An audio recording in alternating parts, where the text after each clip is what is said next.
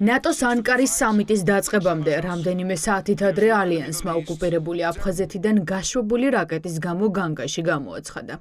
გერმანული გამოცემა შპიგელი წერს, რომ თურქეთში საჰაერო განგაშის უმაღლესი წითელი დონე ჩაერთო, რადგან რადარზე ჩანდა რაკეტა, რომელიც ოკუპირებული აფხაზეთიდან გაუშვეს და თურქეთის მიმართულებით მოძრაობდა.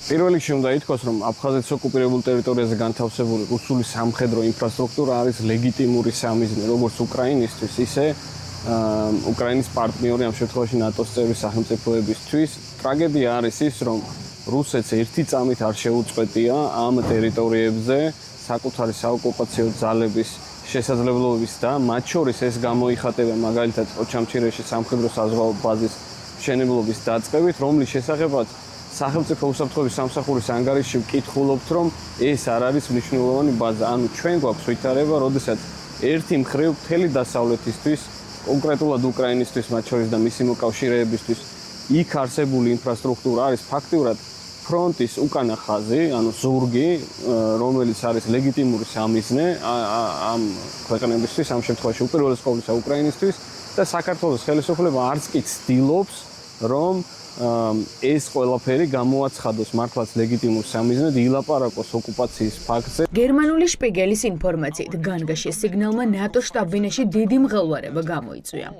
თავდაპირველად ვარაუდობდნენ, რომ ეს ბალისტიკური რაკეტა იყო.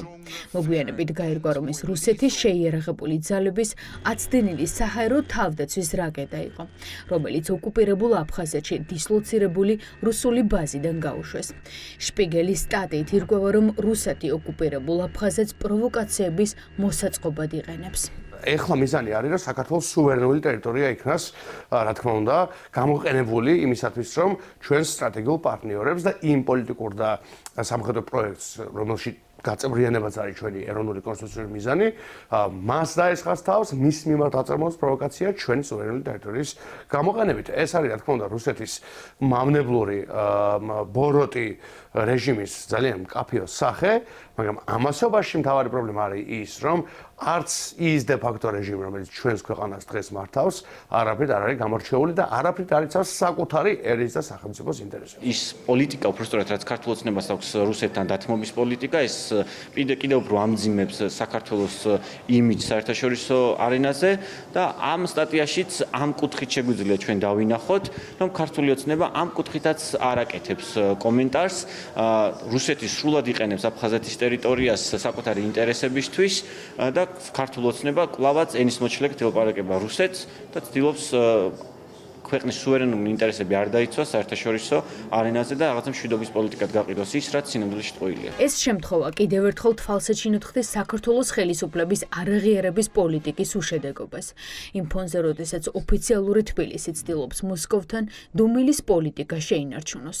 სრულიად აშკარა არის, რომ საქართველოს ტერიტორიის გამოყენება რუსეთის მიერ უკრაინის წინააღმდეგ და ასევე ნატოს წინააღმდეგ არის რუსული პროვოკაციები, უპირველეს ყოვლისა საქართველოს წინააღმდეგ. რუსეთს უნდა ომი. ქართული ოცნების საგარეო პოლიტიკას ასევე ახასიათებს რუსეთის ყოველგვარი იგნორირება. არანაირი რეაგირება საქართველოს არ გააჩნია არც ერთ ქმედებაზე, რასაც რუსეთი ახორციელებს ოკუპირებულ ტერიტორიებზე, პირიქით საგარეო უწყება, რომელიც სამწუხაროდ გადაქცეული არის პარტიის საგარეო უწყება და არა ქვეყნის საგარეო საქმეთა სამინისტრო. ბოლო პერიოდში უფრო მეტად არის დაკავებული ჩვენ დასავლურ პარტნიორებთან კინკლაობით, ვიდრე საქართველოს ეროვნული ინტერესებით და მათ შორის რუსული გავლენების შემცირებით. ეს არის კიდევ ერთი ნათელი დასტური იმისა, რომ რუსეთი აფხაზეთს განიხილავს როგორც საკუთარ სამხედრო პლატფორმას.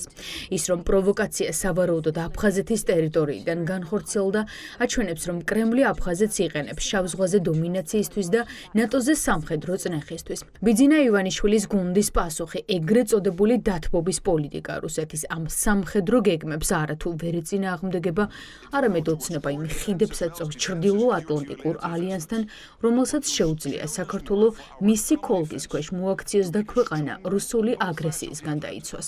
რუსეთს სამხედრო მილიტარიზაციით ოკუპირებულ აფხაზეთში თავისუფლად შეუძლია საფრთხე შეუქმნას ნატოს ქვეყნების უსაფრთხოებას, რამდენადაც იქ არის მეშვიდე სამხედრო ბაზა, ოჩამჩირეში სამხედრო ფლოტის განთავსებასთან დაკავშირებულ განაცხადზე ნატოს გენერალურ მდივანს საჯაროდ აქვს გაკეთებული შეფასება, რომ ეს საფრთხეს უქმნის მათ შორის ნატოს უსაფრთხოებას და არა მხოლოდ საქართველოსი. მნიშვნელოვანია, რომ საქართველოს უსაფრთხოება იყოს დაცული დასავლელი პარტნიორების და ამ კოლექტიური თავდაცვის ხოლგის მხრიდან, რასაც პოლიტიკურად დღეს საფრთხე შეუქმნა ქართულმა ოცნებამ კურსის შეტრიალების გზით. ეს არ არის პირველი შემთხვევა, როდესაც რუსეთი საქართველოს ოკუპირებულ ტერიტორიებს მესამე ქვეყნების წინააღმდეგ იყენებს. ამის დასტურია ოჩამჩირის სამხედრო ბაზაც, რაც უკრაინაში სრულმასშტაბიანი ომის დაწყების შემდეგ რუსეთის ძალისხმევით უკრაინისა და ალიანსის ლეგიტიმურ სამიზნედ იქცა.